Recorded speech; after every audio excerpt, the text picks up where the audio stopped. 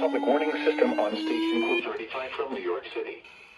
During potentially dangerous weather situations, especially well, why receivers can be automatically activated by the signal to warn of the impending hazard. Why are you not going off? What the hell? Signal and receiver performance are normally conducted by the National Weather Service at 11 a.m. each Wednesday. What? If there is a threat of severe weather, the test will be postponed to the next available good weather day. Oh. Reception of this broadcast, and especially the warning alarm, will vary at any given location. This one has to charge. I forgot. Normally more noticeable at greater distances from the transmitter. I forgot. It has to Even though charge. you are using a good quality receiver in good working order. To provide the most consistent. I don't get it why the ER10 and WR300 didn't go off. Like, I don't get it why it didn't even go off.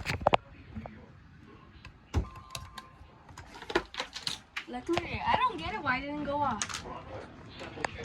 I don't even know why it didn't go off. Same for the Jensen. Middlesex, Monmouth, Morris, Passaic, Somerset, Oh, come on. Union, and Warren. And in southwest Connecticut, Fairfield. Bro. Once again, this was only a test. It's charging.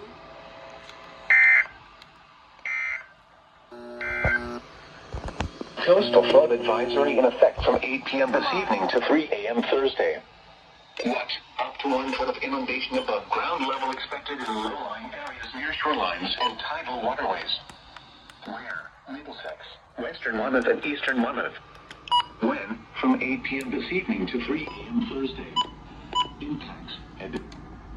Bro, I don't get it why it didn't go off. Same for you.